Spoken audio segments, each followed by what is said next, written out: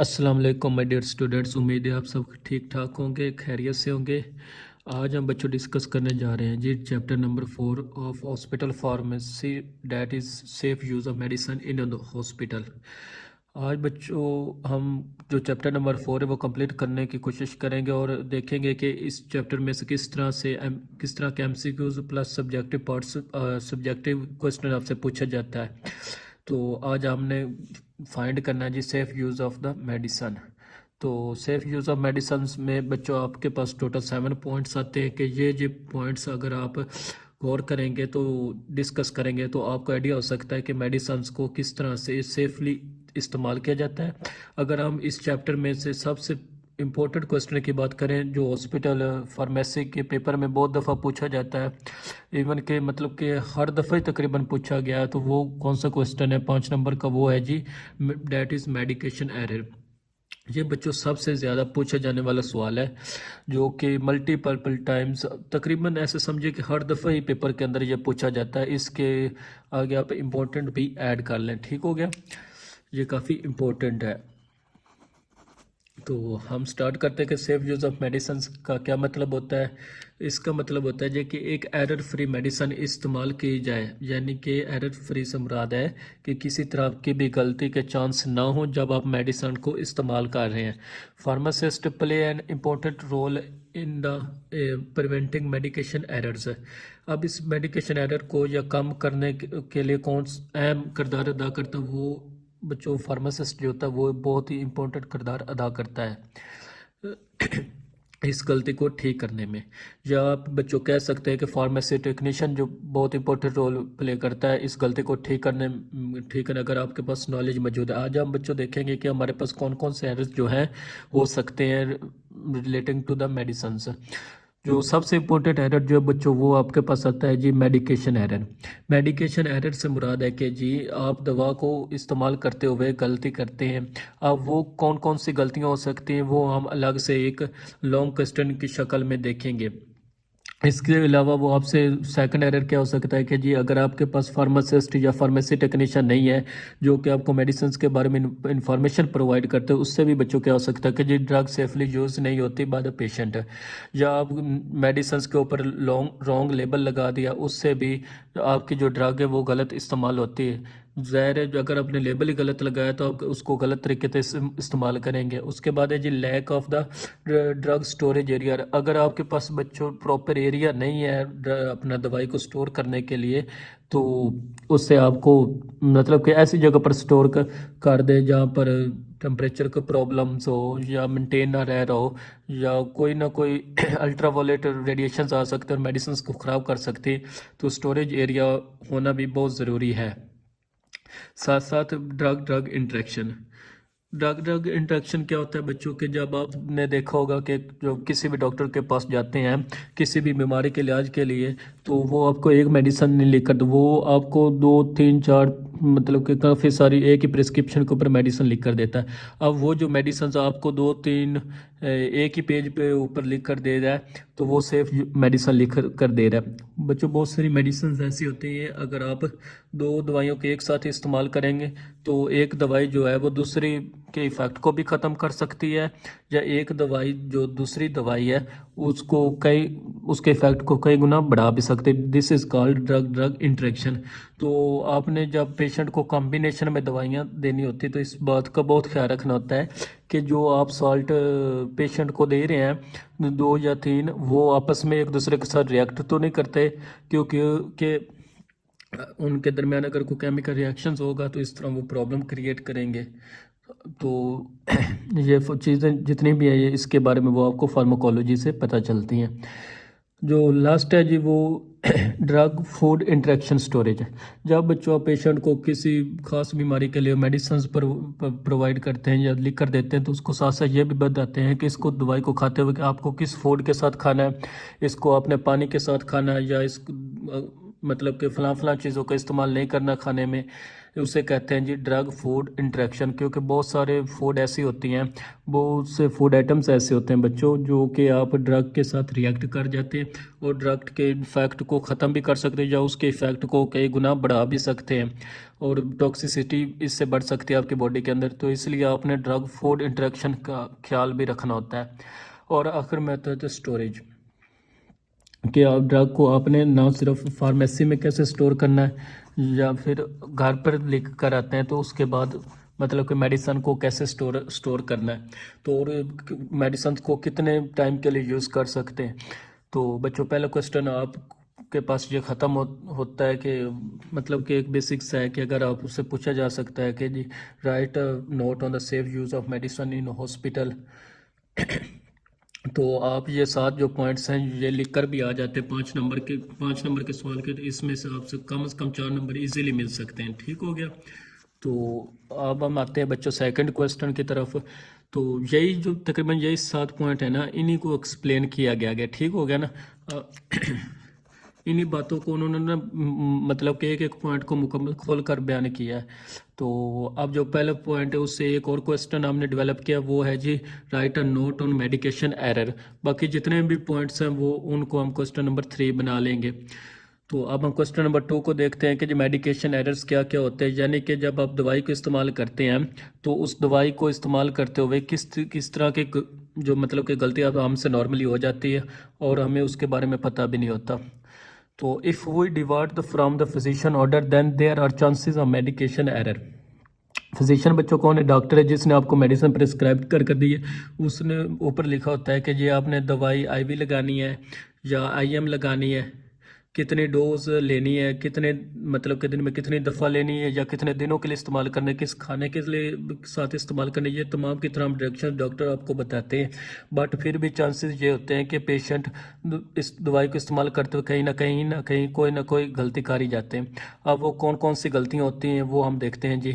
तो डेफिनेशन में हमने ये बताया कि अगर आप किसी भी तरह से डॉक्टर के बताए हुए तरीक़ों से डाइवर्ट हो जाते हैं या जामा निकल जाते हैं, जो उनको ठीक तरह से फॉलो नहीं करते, तो आपके पास जी मेडिकेशन एरर चांस ज़्यादा हो जाते हैं, दवाई में गलती के चांस बढ़ जाते हैं। फार्मासिस्ट जो है जो play an important role in the preventing the medication error को ख़त्म करने में। कितने तरह के मेडिकेशन एरर होते हैं? तकरीबन वो 7-8 तरह के मेडिकेशन एरर जो है वो आपके बुक के अंदर मेंशन है। पहली चीज़ जो है वो है जी ओमिशन एरर। ओमिशन एरर का से मुराद है भूल जाना, कि आपको डॉक्टर ने कहा था कि आपने सुबह दवाई खानी है, दोपहर में खानी है और शाम में खानी। या तो आप आउट पेशेंट हैं तो आपको मतलब कि दवाई खाना ही भूल गए हैं, या आप इन पेशेंट आपको जो आपको तो नहीं ना बच्चों पता कि आपने दवाई कब खानी है, वो उसने नर्स को बताया कि इन पेशेंट के लिए नर्स ही है ना सारा कुछ करने वाली, उसी ने मेडिसिन लगानी होती है। अगर नर्स मेडिसिन लगाना भूल जाए तो ऐसी गलती जो भूल जाने की वजह से होती है और पेशेंट को मेडिसिन नहीं पहुंचती, उस गलती को हम कहते हैं जी ओमिशन एरर। ओमिशन का मतलब होता है को कोमिट हो जाए, भूल जाना, स्किप हो जाना। If a nurse forget to administer dose to patient, अगर एक नर्स भूल जाती है कि उसने दवाई लगानी थी पेशेंट को, तो उस भूल जाने की वजह से जो गलती हुई है उस गलती को हम कहते हैं जी ओमिशन एरर। इसी तरह से बच्चों स्टेटमेंट दी जाएगी और आपको से पूछा जाएगा कि भूल जाने वाले एरर को आप क्या कहते हैं, तो उसे हम ओमिशन एरर कहते हैं। कि आपने उसको बताना है कि जी this is called omission error. Second जो गलती होती है वो होती है जी, सेकंड गलती जो होती है ना वो है जी अनऑथोराइज्ड एरर। अनऑथोराइज्ड एरर से मुराद है कि आपको नर्स ने कोई ऐसी दवाई लगा दी है जो कि प्रेस्क्राइब्ड ही नहीं की गई, वो गलती से आपको लगा देगी या वो जल्दबाजी में या नींद में उसने आपको गलत मेडिसिन लगा दी है, तो this is called unauthorised error. यानी कि वो ऑथोराइज्ड नहीं थी, उसको ये दवाई आपको नहीं लगानी थी बट वो गलती से आपको गलत दवाई लगा दी है, या आपके पास 4-5 सिरप मौजूद थे और आपको नहीं पता कि वो घर में मौजूद होते हैं, तो लोगों को नहीं पढ़ना आता और वो उन्होंने गलती से कोई और मेडिसिन लेनी थी लेकिन ले और बैठे, खाने के लिए नहीं थी आपके लिए, that is called unauthorised error. अगर नर्स एडमिनिस्ट्रेट करती है अनऑर्डर्ड, और अनऑर्डर्ड का बच्चों मतलब होता है कि आपकी मेडिकेशन प्रोफाइल के ऊपर दवाई को नहीं लिखा हुआ लेकिन नर्स ने वो दवाई आपको लगा दी है या उसने वो डुप्लीकेट डोज लगा दी की है, उससे मिलता जुलता कोई पैकिंग थी या कोई इंजेक्शन था साथ रखा हुआ था, तो वो इंजेक्शन उसने गलती से आपको लगा दिया और आपकी बॉडी के अंदर अब वो दवाई गई है जो ऑथोराइज्ड नहीं है, जो कि आपके लिए नहीं थी। इस तरह की गलती को आप क्या कहते हैं जी? Unauthorised error. थर्ड टाइप की जो गलती होती है वो हो सकती है जी रॉन्ग डोज एरर। डोज क्या होती है जी? कितनी क्वांटिटी में ड्रग आपने खानी है, उस क्वांटिटी को आप कहते हैं जी डोज। यानी कि डॉक्टर ने आपको कहा है कि जब 6 mg की टैबलेट आपने खानी है, आपने क्या किया है जब 1 mg खा ली या आपने 10 mg खा लिया है, तो आपने अपने रिकमेंडेड डोज से या तो ज़्यादा दवाई खाई या आपने कम दवाई खाई है, ये भी एरर में आता है। तो ये this is called wrong dose error. Administration of the drug below और above the order dose. Ordered क्या था कि आपने 6 mg खानी है, लेकिन आपने कितनी खा ली? बिलो का मतलब है तो 6 से कम खाई है, अबव का मतलब है 6 से ज़्यादा खाई है, तो वो भी गलती है। तो उस गलती को आप क्या कहते हैं जी? Wrong dose error. Fourth type के बच्चों जो गलती आती है वो है जी रॉन्ग रूट एरर।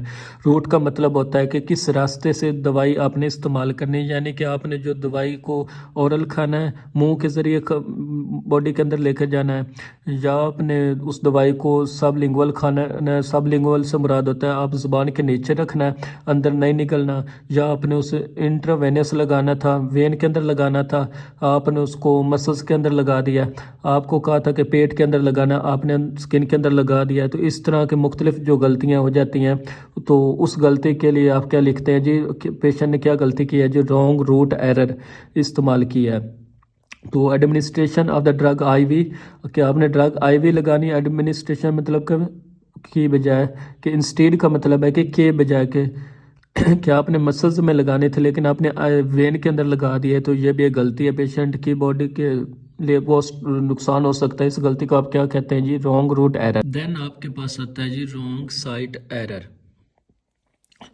तो बच्चों जो रॉन्ग साइड मुराद है कि जी आपको दवाई किसी और जगह पर लगानी थी लेकिन आपने किसी और जगह पर लगा दी। फॉर एग्जांपल आपने सीधे कान में दवाई डालनी थी एज ए नर्स, लेकिन पेशेंट के उल्टे कान में, दूसरे कान में अपना दवाई डाल दी आपने, या फिर राइट आई में अपना मेडिसिन डालनी थी लेकिन आपने लेफ़्ट आई में दूसरा मेडिसिन डाल दी है, तो आपने जो जगह चेंज कर दी है। तो उससे पेशेंट को फ़ायदा तो नहीं होगा क्योंकि उसको सीधी आंख में दर्द था तो दूसरी आंख में डाल दिया है, तो पेशेंट को तो इससे नुकसान ही होगा। तो उसकी एक टाइम की जो मेडिसिन है वो तो स्किप होगी आपकी गलती की वजह से। इस तरह के बच्चों एरर को कहते हैं जी रॉन्ग साइट एरर, कि आपने जगह चेंज कर दी है। लेफ़्ट ईयर में लगा दी है instead of right year, right year में लगा दी है इंस्टेड ऑफ लेफ़्ट ईयर। ठीक हो गया बच्चों। तो उसके बाद है जी रॉन्ग रेट एरर। रेट का मतलब होता है टाइम पीरियड। एक टाइम पीरियड में कितनी दवाई बॉडी के अंदर जानी चाहिए, दैट इज़ कॉल्ड रेट।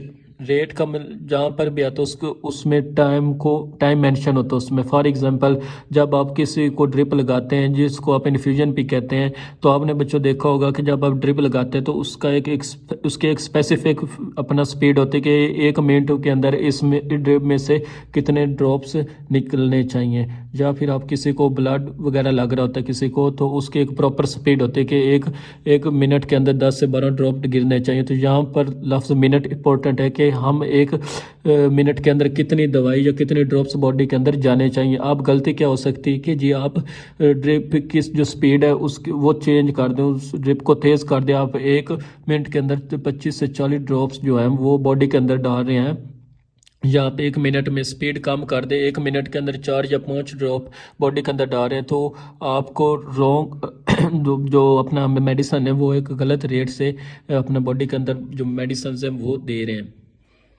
तो इसको कहते हैं जी रॉन्ग रेट एरर। ठीक हो गया कि आपने गलत स्पीड लगाई हुई है मेडिसिन की या इन्फ्यूजन की। या आपसे कहा जाता है कि जब आप आईवी इंजेक्शन लगाते हैं तो वो जब आप वो ना आप बहुत जब वेन्स वगैरह में लगा रहे होते हैं इंजेक्शन, तो वो आप बहुत स्लो लगा रहे होते हैं। लेकिन अगर आपने वेन में कोई इंजेक्शन लगाया और बहुत तेज़ी से लगा दिया है, तो वो आपने रॉन्ग रेट एरर से दवाई को इंस्टॉल कर रहे हैं। ठीक हो गया। तो इसमें लफ्ज़ आता है कि आपने दवाई की स्पीड जो है वो कम या ज़्यादा करनी है, तो उसको आप कहते हैं जी रॉन्ग रेट एरर कहते हैं। फिर आता है जी wrong time error. Wrong time से मुराद है जी कि सुबह डॉक्टर ने प्रिस्क्रिप्शन पर लिख कर दिया कि था कि जो मेडिसिन सुबह के टाइम खानी, लेकिन आपने दोपहर में खा लिया, या कहा तक दोपहर में खानी तो आप शाम के टाइम खा रहे हैं, तो आपने टाइमिंग चेंज कर दी। जैसे बहुत सारी एंटी एलर्जिक जो एंटी हिस्टामिनिक मेडिसिन होती हैं वो मोस्टली रात में खानी चाहिए, क्योंकि उनका साइड इफ़ेक्ट ये होता है कि आप उससे आपको गनौदगी आती है, नींद आती है। लेकिन जब पेशेंट एंटी हिस्टामिनिक खाते हैं मेडिसिन, तो उनको कहा जाता है कि जी आपने मोस्टली क्या आपने ड्राइव वगैरह नहीं करनी, कि इससे आपको गनुदगी आ सकती है, तो इससे आपका एक्सीडेंट हो सकता है। आप अगर आपने एंटी एंटी एंटी हिस्टामिनिक जो मेडिसिन है वो सुबह के टाइम खा लिए, टाइम चेंज कर दिया अपना दवाई का, तो जिससे आपको कोई नुकसान हो सकता है, तो this is called wrong time error. Last बच्चों जो हमारे पास 8वीं गलती है ना, वो है जी रॉन्ग प्रिपरेशन एरर। कि दवाई बनाते हुए आपने कोई गलती कर दी है कि एज ए फार्मासिस्ट डॉक्टर ने मतलब कि डॉक्टर ने आपको एज ए फार्मासिस्ट ये कहा था कि आपने इस मेडिसिन को स्टेरिलाइज वाटर के साथ मिक्स कर कर पेशेंट को देनी है, लेकिन जो अपना जो फार्मासिस्ट वगैरह है, तो उसने कोई और लिक्विड उसमें शामिल अपना मिक्स कर कर अपना मेडिसिन बना दी, तैयार कर दी है। तो मतलब कि लिपिड या फॉयल अपना या कहा था कि इसको लिपिड या ऑयल्स के साथ मिक्स कर कर इस मेडिसिन को देना है, या इसको स्टेलाइज मैंने स्टेलाइज वाटर के साथ मिक्स कर कर दे दिए, लेकिन मैंने बिल्कुल उसके जगह पर कोई और ही लिक्विड्स वगैरह शामिल कर दिए जो उन्होंने लिख कर दिए, तो वो नहीं शामिल किए हैं, या मतलब कि बिल्कुल जो मुझे प्रेस्क्रिप्शन के रिलेटेड मतलब कि डॉक्टर ने कहा था कि ये वाला स्टील वाटर या ये वाला लिपिड ऑयल शामिल करने, लेकिन मैंने वो शामिल नहीं किए उसमें। ठीक हो गया ना बच्चों, उम्मीद है समझ आ गई होगी। तो उसको कहते हैं जी रॉन्ग प्रिपरेशन एरर। तो मैंने ना अब डिस्पेंस करते वक्त या कंपाउंडिंग करते वक्त ये गलती कर दी, तो this is called wrong preparation error. उसका भी बच्चों नुकसान साफ ज़ाहिर है कि पेशेंट को ही होगा। तो आप जितनी तरह की मिस्टेक कर रहे हैं, तो सबका नुकसान पेशेंट को हो रहा है, चाहे वो नर्स से हो रही है, चाहे फार्मासिस्ट से हो रही है, या डॉक्टर से हो रही है, या जो पेशेंट का अटेंडेंट है उससे गलती हो रही है। सारे के सारे का जो नुकसान है वो पेशेंट को ही होता है। तो मुझे ने मतलब कि मुझे डॉक्टर ने कहा था कि मुझे सिरप बनाना, लेकिन मैंने सस्पेंशन बना दिया। सस्पेंशन क्या होते हैं जी? सस्पेंशन और सिरप में बच्चों फ़र्क ये होता है कि जो भी डालकर एक सिरप बनाते हैं, वो सारे के सारे इंग्रेडिएंट आपस में अच्छे से मिक्स हो जाते हैं, उसमें कोई भी पार्टिकल आपको घूमता हुआ नज़र नहीं आता। जबकि सस्पेंशन वो चीज़ होती है जिसमें दो जो अपने आपके पास मीडियाज़ हैं वो आपस में ठीक से मिक्स नहीं होते, बल्कि एक पार्टिकल या एक मीडिया ऐसा होता है जो कि दूसरे मीडिया से अंदर घूम रहा होता है। जैसे आपने ब्रूफन सस्पेंशन देखे होंगे, तो बिल्कुल मिक्सअप नहीं होते, होमोजीनियस मिक्सचर नहीं होता, वो अच्छे से मिक्स नहीं हुए होते, पार्टिकल्स रैंडमली घूम रहे होते हैं, उसे कहते हैं जी सस्पेंशन। आपको सिरप कहा था लेकिन आपने सस्पेंशन बना दिया, आपको टैबलेट कहा था आपने कैप्सूल बना दिया। तो इस तरह की गलतियाँ भी समटाइम्स हो जाती हैं, इनको आप कहते हैं रॉन्ग प्रिपरेशन एरर। उसके बाद बच्चों जो थर्ड क्वेश्चन इस चैप्टर से आ सकता है ना, वो है जी इम्पोर्टेंट कौन सी मतलब कि ऐसे कौन कौन से इम्पोर्टेंट पॉइंट है जिनको आपने ख्याल रखना होता है कि जी वो सेफ़ यूज़ ऑफ ड्रग हों, मतलब कि मेडिसन्स के हों। तो जो पहले हमने अपना 7 पॉइंट्स पढ़े थे, मेडिकेशन एरर, स्टोरेज, वो तमाम उन्हीं पॉइंट्स को हमने दोबारा इन्हीं में बताना है। बस कोशिश ये करनी है कि 2 3 लाइंस ऐड करते जानी है क्वेश्चन को बढ़ाने के लिए। ठीक हो गया? तो उसमें वही 7 एरर आएंगे। पहला एरर कौन सा जी? मेडिकेशन एरर, जिसमें आपने 2 से 3 नाम लिख देने हैं। ठीक हो गया? मैंने कोई भी मतलब एक्सप्लेन यहाँ पर मैंने यही लिखा है कि मैंने इसको पहले एक्सप्लेन कर दिया, लेकिन बच्चों आपने पेपर में इस तरह नहीं लिखना, ठीक है ना? तो आपने यही को 3 4 मेडिकेशन एरर लिख देने हैं, उनकी सिर्फ जस्ट हेडिंग ही दे देनी। ठीक हो गया? रॉन्ग रेट एरर हो गया, रॉन्ग टाइम एरर हो गया, रॉन्ग रूट एरर हो गया, जो भी आप 3 से 4 यहाँ पर आपने मेंशन कर देने, लिख देने। सेकंड है जी बच्चों, आपके जो पॉइंट हमने स्टार्ट में पढ़ा था वो था जी लैक ऑफ फार्मासिस्ट, मतलब कि हमारे पास medication care medication care without the pharmacist cause, कि अगर आपके पास फार्मासिस्ट नहीं है तो उसकी वजह से भी आपके पास एरर के चांस जो है ना बच्चों बढ़ सकते हैं। तो फिर नेक्स्ट है जी हमारे पास रॉन्ग लेबल। ठीक हो गया? अब जो रॉन्ग लेबल है ये भी हमने स्टार्ट में पढ़ा था कि आपने लेबल गलत लगा दिया। फॉर एग्जांपल हमने मेडिसिन्स को हमेशा कोशिश करें कि जो ओरिजिनल कंटेनर उसी के अंदर मेडिसिन्स को रखें, उसी के और कंटेनर के अंदर शिफ्ट ना करें, क्योंकि जो ओरिजिनल कंटेनर्स होता है वो प्रॉपरली उसके ऊपर लेबल लगा होता है। कभी भी आप जब मेडिसिन्स का इस्तेमाल कर रहे होते हो, जब तक वो ख़त्म नहीं हो जाती आपको उसका लेबल नहीं उतारना, चाहे वो फट जाए चाहे वो ख़राब हो जाए, आपने उस लेबल बिल्कुल ऊपर लगे रहना होता है, ताकि आपकी मेडिसिन्स जो है ना वो आपस में मिक्स ना हो जाए। तो नेवर रिमूव द लेबल, कभी भी लेबल को ना उतारें, अपनी मेडिसिन किसी के साथ शेयर ना करें, कि कभी भी किसी दूसरे पेशेंट को अपनी मेडिसिन ना दें, क्योंकि आपको नहीं पता कि उसके बॉडी के अंदर बेसिकली को क्या क्या इशू हैं। तो अपनी मेडिसिन कभी भी दूसरे पेशेंट के साथ शेयर ना करें। और अब पेशेंट के जो बच्चों पे मेडिकेशन होती है या लेबल्स होते हैं, वो हमें क्या क्या बताना, उसके ऊपर क्या क्या लिखा होता है। मैन्युफैक्चरिंग डेट लिखी होती है, एक्सपायरी डेट लिखी होती है, रूट ऑफ एडमिनिस्ट्रेशन लिखा होता है कि दवाई को हमने किस तरह से लगाना है, या हम लगाना है भी लगाना है। साथ साथ साल्ट नेम लिखा होता है कि इसके अंदर कौन कौन सी मेडिसिन या एपीआई अपना इस्तेमाल किया हो। उसके बाद ब्रांड नेम लिखा होता है, डोजेज फार्म लिखे होते हैं। डोजेज फार्म बच्चों होता है कि दवाई किस शक्ल में अवेलेबल है, ये टैबलेट है, सस्पेंशन है, कैप्सूल है, क्या चीज़ है, तो that is called dosages form. How to use the medicine, तो सारी डायरेक्शंस लिखी होती है। उसके साथ साथ कितने टाइम तक इस दवाई को अपना इस्तेमाल करना है, जिसको आप एक्सपायरी डेट कहते हैं, 2 साल तक 3 साल तक वो लिखा होता है। अगर आप बच्चों ये लेबल को ख़त्म कर देंगे तो पेशेंट से इतनी सारी गलतियाँ हो सकती हैं। ठीक हो गया ना। तो फोर्थ है जी पॉइंट है, वो है जी दवाई को सेफली इस्तेमाल करते वो है जी आपने पेशेंट की जो हमेशा दवाई है उसको सही जगह पर स्टोर करना है। Inadequate the drug station inpatient care area, कि अगर आप ड्रग को सही तरह से स्टोर नहीं करते। इन एडिकेट का मतलब होता है जी ना काफ़ी ड्रग स्टेशन बच्चों वो स्टेशन होते हैं जहाँ पर दवाइयों को स्टोर किया जा रहा होता है। कि अगर आपने दवाई को गलत तरीके से मतलब कि स्टोर कर दिया, जब आपके पास स्पेस ही नहीं, आप एक दवाइयों को एक दूसरे के ऊपर रख सकते हैं तो दवाइयाँ टूट सकती हैं, लीकेज हो सकती हैं, कोई कीड़ा उसके अंदर जा सकता, मुख्तलिफ की मतलब कि उसके अंदर प्रॉब्लम्स क्रिएट हो सकती है। जो तो आप कहते हैं जी ड्रग स्टेशन एरिया में हमारे पास जगह नहीं है तो उससे क्या क्या नुकसान हो सकते, क्या क्या गलती हो सकती है। लेस स्पेस, कि हमारे पास जगह नहीं है तो भी ड्रग्स से सही तरह से सेफ नहीं हो गए। लाइट ठीक नहीं है तो तब भी ड्रग्स को आप सही तरह से सेव नहीं कर सकते। इम्प्रॉपर टेम्परेचर है तो टेम्परेचर मेंटेन नहीं किया हुआ तो तब भी प्रॉब्लम्स हो सकती हैं। उसके बाद कंटामिनेटेड स्टोरेज एरिया, अब मतलब कि आपने वहाँ पर सफाई नहीं, वहाँ पर कीड़े हैं, जाले हैं, तो वो भी ड्रग को ख़राब कर सकते हैं।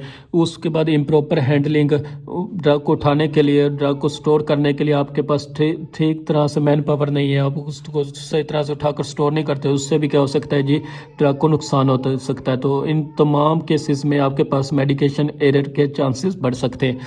फिर है जी ड्रग इंट्रैक्शन। तो ड्रग इंट्रैक्शन उस वक्त होता है बच्चों जब आप 2 या 2 से ज़्यादा ड्रग्स को इकट्ठा इस्तेमाल करते हैं, ड्रग इंट्रैक्शंस के चांसेस बढ़ जाते हैं।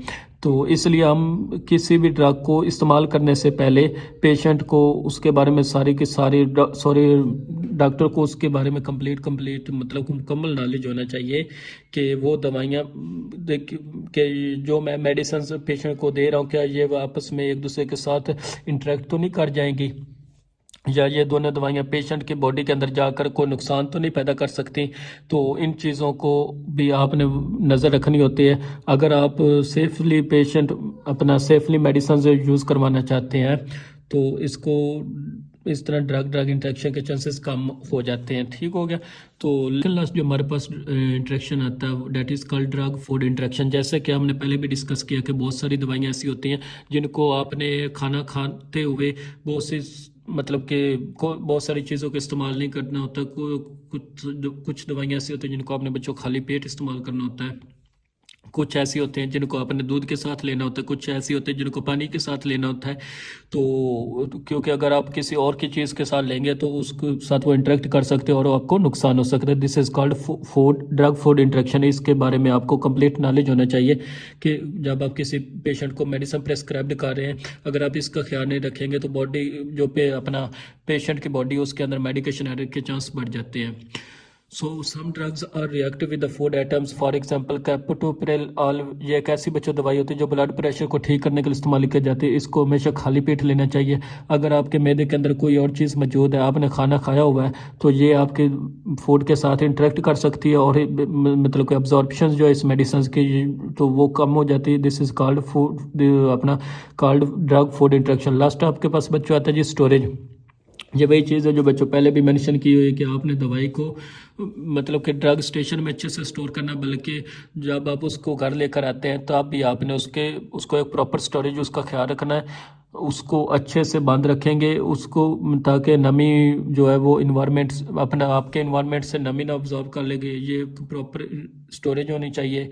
उसके बाद बच्चों के मुंह से दूर रखेंगे ताकि बच्चे उसको ना खा लें। आपने सही स्टोरेज जगह पर रखनी है। उसके बाद स्टोरेज से मतलब जितने भी है दवाई की स्टोरेज से मतलब जितना भी नॉलेज है वो सारा आपको पता होना चाहिए, क्योंकि जिस तरह वैक्सीन होते हैं उनको हमने बिल्कुल एक ठंडे टेम्परेचर पर रखना होता है। तो सबसे पहले अपने स्टोरेज कंडीशन पढ़ लेंगे कि दवाई को कैसे आपने स्टोर करना है। अगर आपने स्टोर ही नहीं ठीक किया हुआ, बाकी आपसे सब ठीक तरीके से इस्तेमाल कर रहे हैं, रेट भी ठीक है, साइट भी ठीक है, टाइमिंग भी ठीक, अपना टाइमिंग पर भी खा रहे हैं, लेकिन हमने स्टोरेज ही ठीक नहीं किया तो दवाई एक्सपायर हो जाती है या ख़राब हो जाती है, तो उससे भी मेडिकेशन एरर के चांस बढ़ जाते हैं। तो सो डस्ट नहीं चाहनी चाहिए आपके अपना मेडिसिन के अंदर। ठीक हो गया।